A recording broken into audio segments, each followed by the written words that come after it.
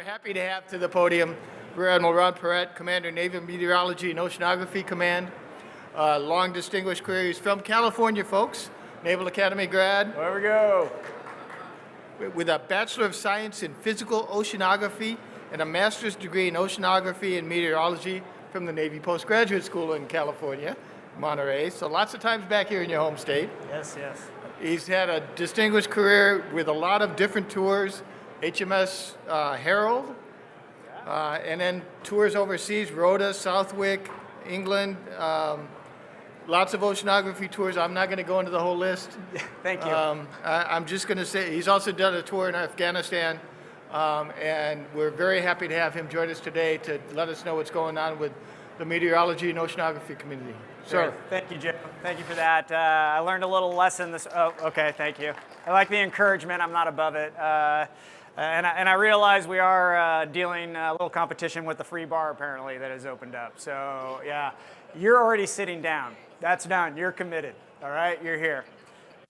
So first of all, thank you for taking time this afternoon to talk about our mission and the problems that we're getting after, the people who are actually doing that work. But we're always looking for more partners, bottom line. That's the takeaway here. So I'm going to spend a few minutes kind of leveling out on who we are and what we do, what we're doing about some of the challenges that we have, and maybe your organization might be able to help us out as well. So Naval Oceanography has a rich and deep history. We started out in 1830 as a depot of charts and instruments. As Admiral noted this morning, that we've been really thinking about time and going to sea since we've been putting to sail. And really knowing where you are on the Earth and how things are going to go on that part of the Earth has remained important to our fleet since we left the shores, if you will, with that. So when we say it starts with us, it's not about centered on naval oceanography. It's really about everything we do as a maritime nation, everything that we do as a Navy. We need to consider the environment that we're operating in. We need to think about that first. We need to think about where and when we're going to potentially engage an adversary to ensure that we are maximizing not only our fleet's lethality, but we're operating the talents that we have within the force as well. And that's a great mission to have within information warfare as well as naval oceanography. We're going to see if this clicker works as well. So hey, this is just a snapshot of what your Navy and information warfare and naval oceanography has been doing in 2021. This is just by the numbers, if you will. Our tag ships, these are highly technical survey vessels, there's 6 of them, have sailed and surveyed over 200,000 nautical miles. Naval Oceanography deployed over 1,300 unmanned systems to collect data. Those unmanned systems traveled over 100,000 nautical miles. Over 100,000 nautical miles with unmanned systems. Our supercomputing capability, which is a combination of what we do at the Fleet Numerical Meteorology Oceanography Center, as well as with our partners at DSRC, which is the Defense Supercomputing Resource Center. 2.3 billion core hours. That's a lot of compute time. All right. So when you're talking about large data analytics, and if you're working in that area, you should come talk to us. Right? 18 terabytes of data a day. Let's let that sink in for a little bit. 48 million observations, and that's mostly just the atmospheric. That doesn't even include the ocean observations being taken in and ingested in the model runs as well. Nearly 500,000 forecast model runs done every day, multiple times a day at different scales as well. And the people who do it. We deployed over 1,000 people over the course of 2021. That includes not only your uniformed service members, but as well as our civil servants who deploy on our survey ships as well. And many of them have a significant amount of time at sea. So you can see 2021 was pretty busy for us, and guess what? 2022 has not slowed down.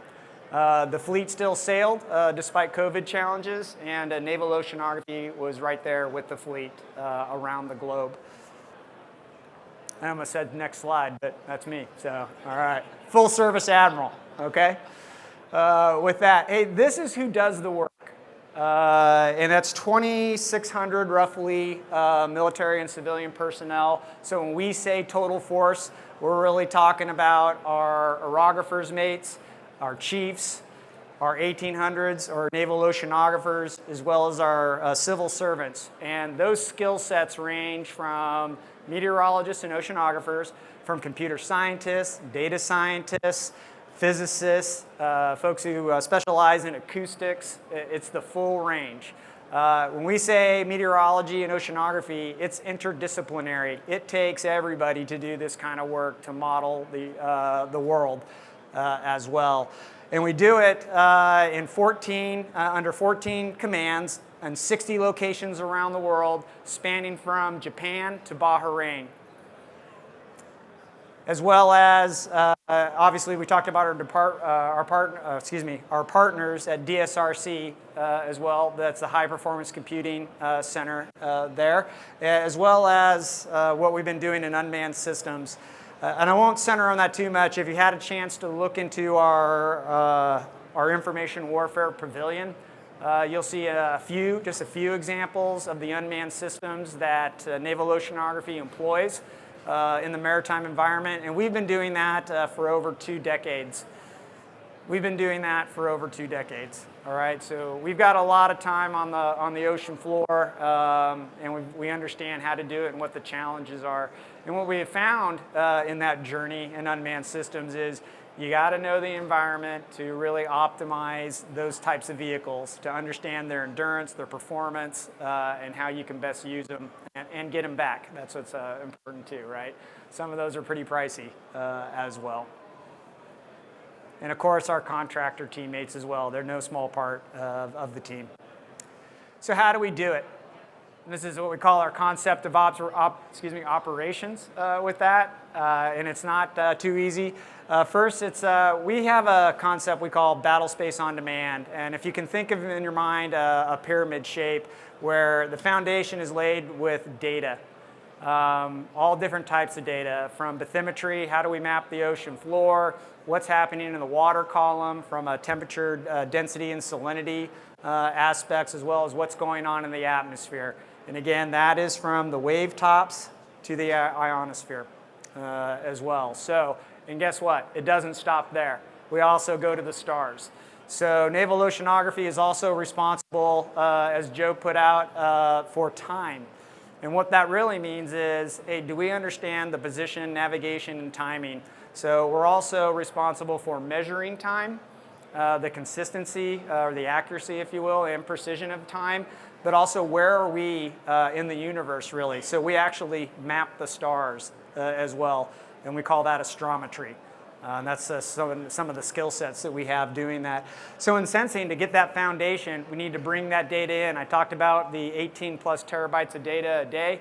That we use that with remote sensing, satellite sensors, altimetry. We do that with unmanned systems, profilers, gliders, ocean drifters on the surface, as well as unmanned underwater vehicles or UUVs of varying types. And we bring all that together, all of that data, to understand what's going on from the ocean bottom to the top of the ionosphere. And then we have to get into the characterization. What's going on in the environment? What's happening now in near real time? Ingesting all of that data and putting it into our high performance numerical models.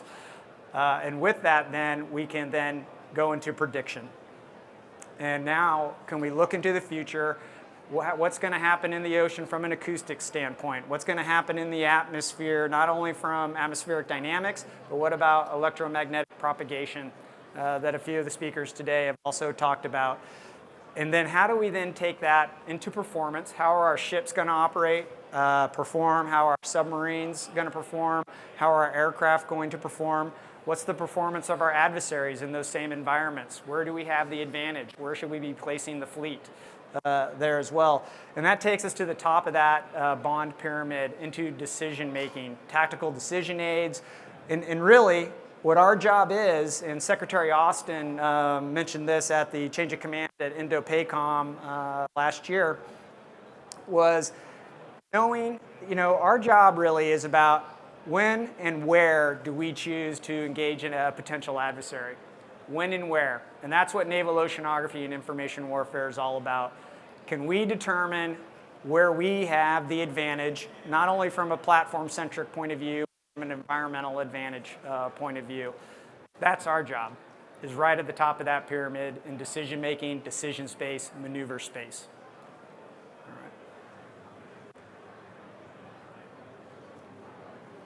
I almost went into teaching mode there for a moment and started, hey, did anyone have any questions at that point? So at any point in time, we're going to make this interactive. If you don't want to hold your questions, I'm willing to take them. I don't know if that's against the rules of engagement, Joe, but we can freeform here.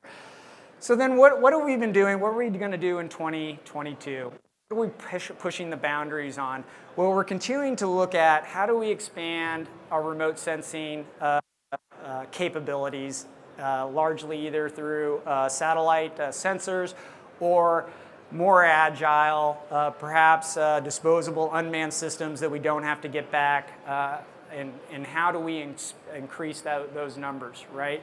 Right now we have a lot of observations in the atmosphere, but we don't have nearly enough within the ocean. We would love to have that same sensing capability. So we're looking to continue to expand that, and we have a number of great partnerships in terms of what can we do next with industry. So just within a couple weeks, in conjunction with the Marine Technology Society, we're holding Oceans in Action down on the Gulf Coast, as well as what we call ANTEX, which is our Advanced Naval Technical Exercise. And we've been working with a number of years that have been looking at unmanned systems and how we can employ them in all different types, as well as how can we expand our ability for command and control of those systems. So over the past several years, we've been really pressing the edges for ourselves, right? You don't know where the edge is until you stretch a little bit. So in 2018, we deployed over 50 unmanned systems and command and control those from our glider operations center down at Stennis Space Center inside of the Naval Oceanographic Office. The commander at the time said, hey, great job, let's try 100. So a few months later we did that, put in 108, and command and controlled those simultaneously from the glider operations center down in Stennis Space Center as well. And just this back in 2021, then we put out over 200 systems and pressed the edges a little further. A number of lessons learned. Not all pleasant, but now we know where the edge is a little bit, right? But guess what? With our partners, particularly with the Naval Research Laboratories and ONR, we're really figuring out what we can do from a command and control perspective and really seize our vision, if you will, on getting more data. As you can always imagine, if anyone in the lunchtime talk with all the eights, if you will, about budget, anyone catch that? Well, here's the bottom line: there's never enough money, right? So if you ask a scientist, there's never enough data with that. So that's the case there. But other things that we're doing with the GOFS 3.5 as well is that's the Global Ocean Forecast System. And what we're doing there is we're increasing the horizontal resolution with that. We're improving our skill set as well in time and space. We're looking at the physics, if you will, of that system as well. And if you really have hard questions, I do have Captain Christy Montgomery here who can answer all those. She owns the modeling team as well. So this is also phone a friend, right? We can do that. Okay. We're also looking at initiatives, obviously, with cloud computing. Where does it make sense in our line of business? Obviously, we have to protect our data, but we also want to make sure how do we deliver it? What's the speed to fleet, if you will, with that? And of course, we've been looking at and using AI and ML in certain aspects of our business, but we're finding different applications and different problems that we can solve so that we can take all the talent that we have within our community and really apply them to tougher problems. What are the more mundane or tasks that can be automated? And so what you're seeing here is actually an example of some applications where we can actually help our Marine Corps team identify, hey, where's a river crossing where it is safe or unsafe with the type of vehicles depending on their clearance, what's the flood inundation of a river, predicted rain, hey, you've got a certain window you can get across at this point in time, but 2 days from now you won't be able to because a system's going to come through. So the point here is that what about relevant decision making? How do we apply that so that it matters? This is an intellectual curiosity. But that's not where we stop, of course. We're really looking at how to solve tomorrow's problems. How do we look at the change, if you will, in the engineering for high-performance computing? If you know Moore's Law, we're getting towards the end there where we thought, hey, we can't get any faster. But as you know, glass ceilings are made to be broken.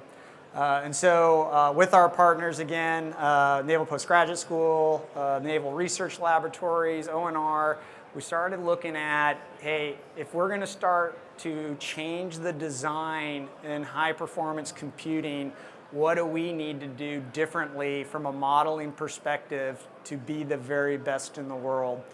And so in the last couple years, we're actually shifting to a new model.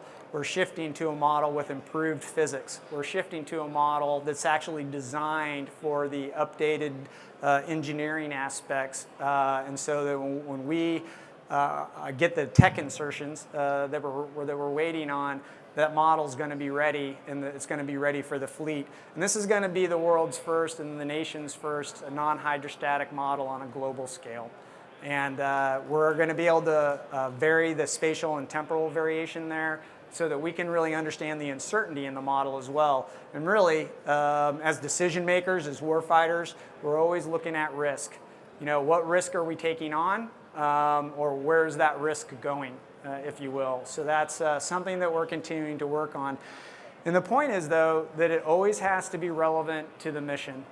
It always has to be, what problem does the fleet have that needs to be solved, that we've been working on for some time. And this is where I think when we're discussing, I think earlier, the CNOs, get real, get better, and the VCNOs, embrace the red, is how he puts it, is, well, in fact, I think we don't have to be, it doesn't just take more money and these incremental changes in the efforts that we've been working on. Maybe we need to assume a little risk in certain technologies to make the leap forward. Maybe we need to really take a look at our processes, and in fact, if we're not the best, what do we need to do to become the best? And so for our community, for information warfare and naval oceanography, get real, get better has really resonated with us. And certainly over the past couple years, we've been delving into a little self-examination, particularly at our fleet weather centers. Many of the fleet sailors know, because those members go afloat in the strike groups, in the expeditionary strike groups, as well as the carrier strike groups, on independent deployers. And those are the people that we think about when we're supporting. Everything that we do, can we get that data to the very tip of the spear? Can we do this in a denied or degraded environment? And so that also puts an onus on us to understand data strategy. If we create these kind of products or this kind of decision space, it doesn't really matter if you can't get it to the tip, right? You got to get it there. And so as Admiral Trussler was talking a little bit about data strategy and Project Overmatch, these are just all aspects that we look at in terms of how do we deliver our advantage in the environment to the fleet where and when it matters. But we can't do it alone.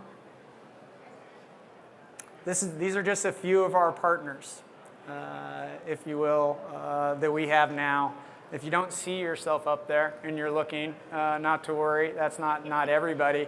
The point I want to make is, guess what? There's still room for more down here in the corner, right? if you've heard some of the challenges that we're working on, when you think about the amount of data that's ingested, how do we decimate it? How do we optimize it? How do we know what's the right sensing strategy? Certain areas in the world are relatively benign, if you will, and it doesn't take a lot of sensors. So one of the things we're looking at, and hope maybe there's someone here in the crowd that can help us out with, is, hey, what's the right amount of observations using unmanned systems or remote to improve a model and the type of model? And that can then optimize yet another resource that's limited as well. Perhaps there's aspects that we spend a lot of manpower. Obviously, the best part of the job is the people that we get to work with, and not surprisingly, right? That's also a big part of our budget.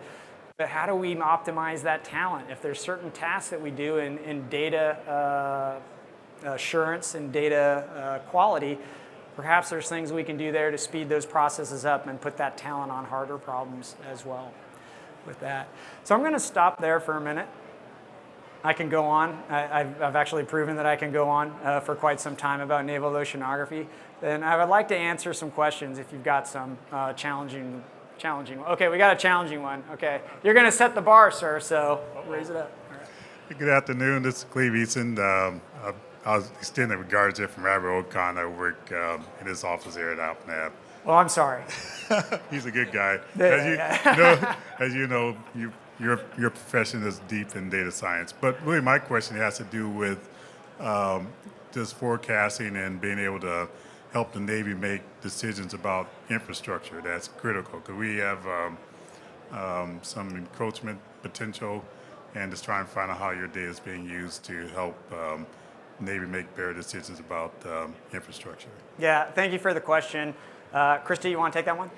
No, okay, okay, I got that one. All right, I'll shift my, I'm going to put on my other hat that may not be noticeable here, but I'm also the oceanographer of the Navy on the CNO staff. So I actually work for Admiral Trussler as well in that. So the question was about, hey, how do we use our data from the Navy's infrastructure? And so we do have that kind of modeling capability. There's a difference in the sciences, if you will, when you go from climatology into operational forecasting, but we're always interested in, hey, what is the impact to mission? What happens in a port? And so we have that modeling capability to do studies in certain areas about inundation. And hey, what's also going on geologically? I didn't mention that we also have the only operational geology lab in the Navy as well. And part of that is understanding the sediment base on the ocean floor or in an area. So one of the things that we do in conjunction with the Department of Homeland Defense is we're responsible for the maritime Homeland Defense surveys of ports, of major ports. As it was mentioned earlier today, I believe, again at lunch, it was really about the $5.6 trillion that flows in and out of U.S. ports. I can't remember if that was a daily number. It might have been, but the fact of the matter is those ports are strategic. So our understanding of what's going on in those areas, is there, what is the land subsiding? Is there erosion in that area? What's the rainfall, if there's any change in that on an annual basis? And what does that do to the piers? And I think we've been able to inform those investments that N4 has been looking at in terms of climate impacts to our infrastructure. And certainly the Oceanographer's Office has been there for some time as well. Thank you for that. What's my grade there? Okay, thumbs up. All right, tell Admiral Ocon I did okay then. Yeah.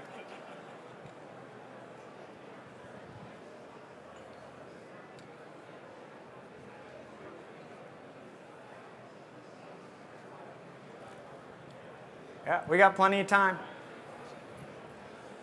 Joe Brenner, Naval Institute. Thank you for your brief, Admiral. Appreciate it. Thank you for helping sponsor this event along with FCA. You're welcome. We know METOC's been a leader in unmanned systems over the years. You talked about more systems going in the water, 50, 100, 200. Can you talk a little bit about your vision of unmanned systems in the future? And you intimated a little bit about some lessons learned, and maybe give us some of those lessons learned as well. Thanks. Yeah, thank you for the question. When we first started out, using unmanned systems, again, over 2 decades ago, you wouldn't believe the size of the vessels, and we were powering them with alkaline batteries. D-cell, in the thousands, right? Okay, cutting edge, right? Okay. Now what we've done, and the lessons learned is, we originally were having one pilot could control 10 gliders at a time. What we found out is using a little bit of AI, a little bit of machine learning injected into the piloting system, we could actually expand that ratio, and a pilot is able actually to pilot a greater number of vehicles. Along that path too, we also learned some things about our techniques and our protocols. How many times does a glider need to do a profile in one day to add value to a model? What can we do to conserve battery power and then extend that persistent observing in a battle space of interest, if you will, during that time as well. With unmanned systems, some of the things we've also learned with the op tempo increasing, things that we used to do with two vehicles and kind of swap them out, if you will, on the deck. One vehicle would come back to the tags, we'd put the next one in, and then we would recharge the batteries, download the data, and then wait, and hopefully it was all charged up and ready to go when the other vehicle came back. We don't have to do that anymore. In partnership with industry, we've learned, hey, you know what? You can have a data bottle that you can screw and unscrew on and off a vehicle. You can swap out batteries. We changed out how we look at spares, if you will, and maintenance forward, so that those vehicles don't necessarily always have to come home for deep level maintenance. And so that's the depth of expertise that we've been able to extend the use of one vehicle, as well as keep it on station as well, and optimize those vehicles. Yeah, thank you for that question. Did that answer everything, or you got any follow-ons? A little bit of the future, yeah, thanks for the reminder. When we're looking towards, the fact of the matter is we can sense the environment pretty well. As I talked about, 48 million observations coming in daily, and that's largely the atmospheric or surface of the ocean. I would love to see 48 million observations in the ocean column as well. So how do we do that? We got to have more unmanned systems, but those systems also need to stay out there much, much longer. And so we're looking at battery technologies, techniques, and how we command and control them. But what about regeneration of that energy, if you will, while at sea? Optimizing the dynamics in the ocean to power those vessels. So I've seen some that have solar arrays, and certainly if anyone's a fan of the National Data Buoy Center, right, and if you've ever used their data, a lot of that is done with solar power, but they stay at the surface, right? The things we put in the ocean generally go under, and solar doesn't work so well at that point in time.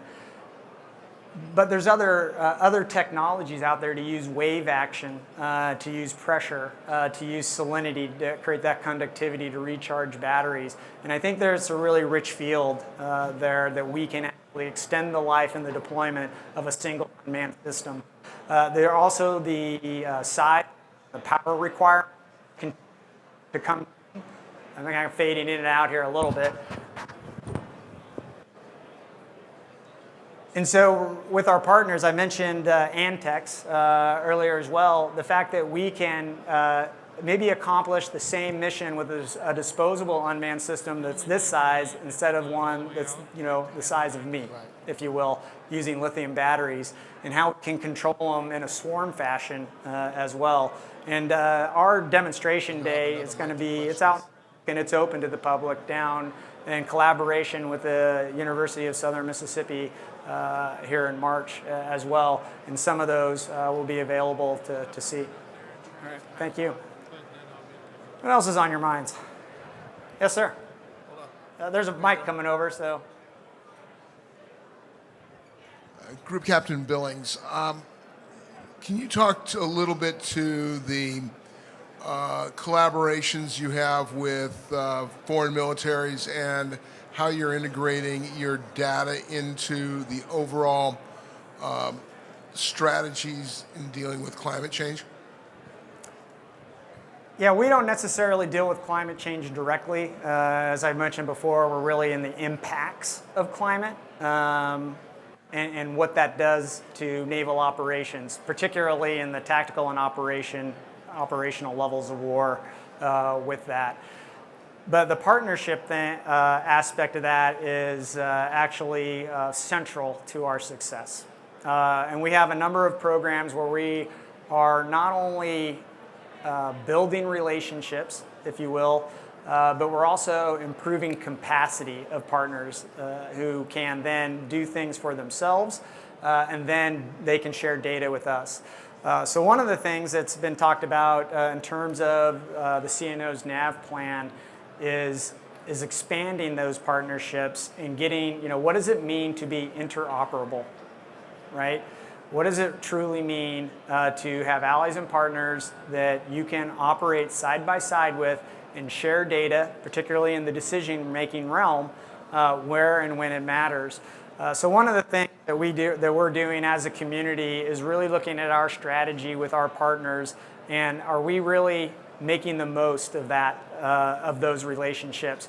Are we really looking at to share data, not eventually, but in near real time? How do we get it? What are our communication paths with that? And that's something that we do on a regular basis.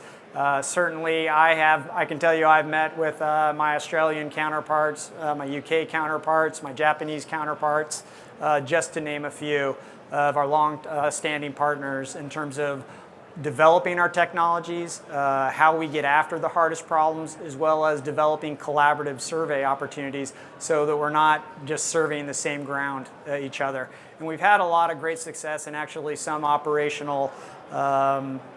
recent operational successes where we didn't have to go someplace to survey because we had a partner who had already been there and done it to the standard that we needed, frankly. And then we were able to get that data and then provide it to the fleet. Thank you for that. Yeah, this gentleman here.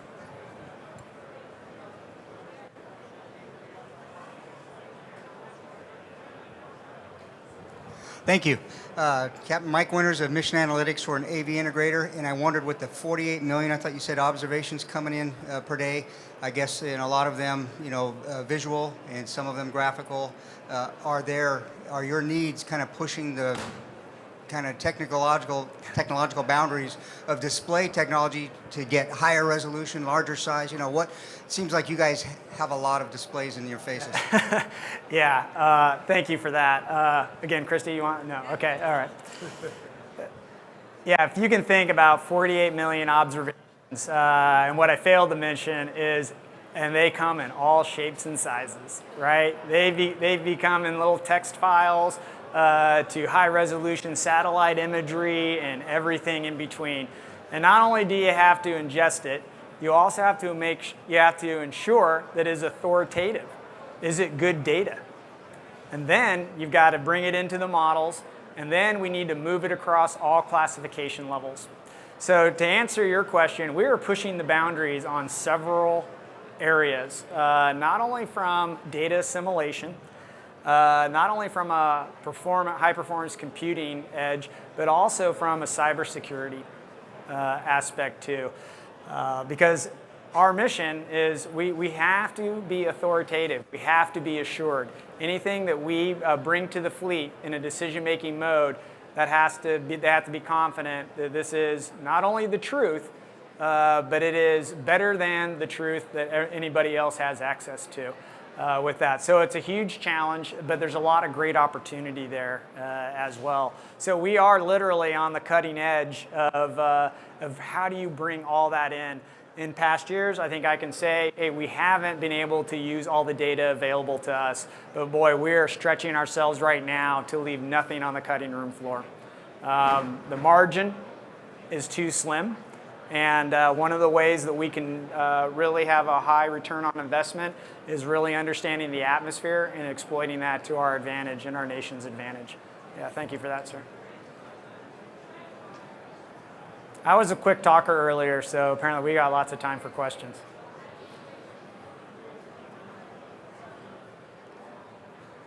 Yeah, this gentleman.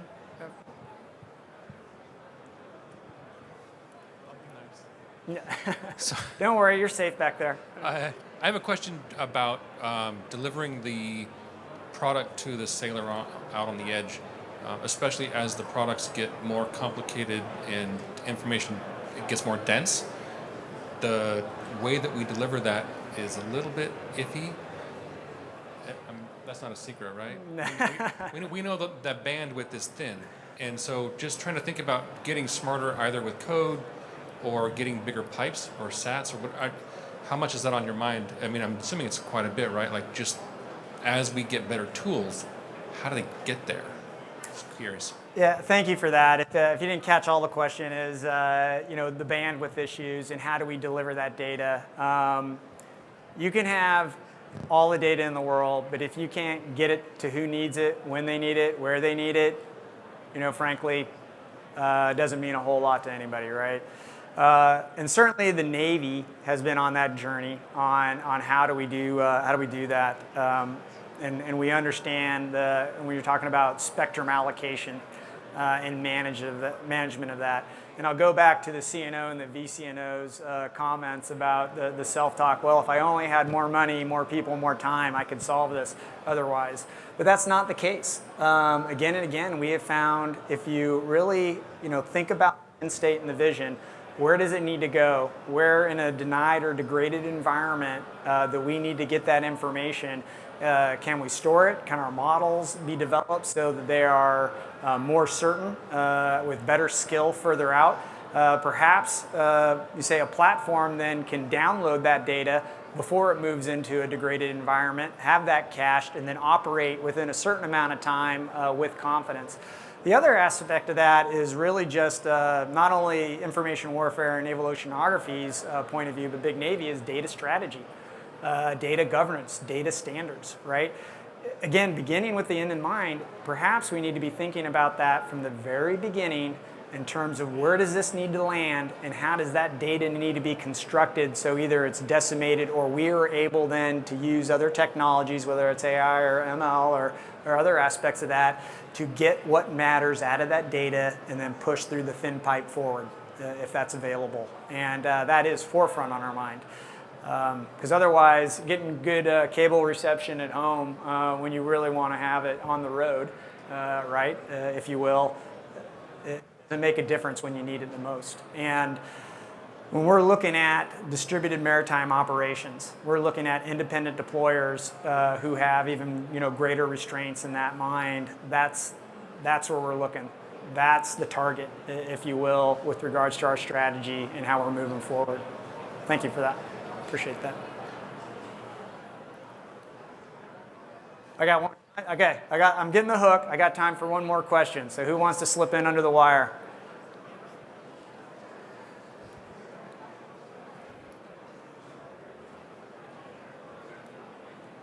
Okay. All right. Again, thank you for your time this afternoon. I truly appreciate it. If something perked your interest or you think you heard a problem that you can help solve, game on. Right? This is what this conference is about. It's about sharing our challenges and sharing our talent. So I look forward to having some conversations on how you might help the Navy be a little better. Thank you.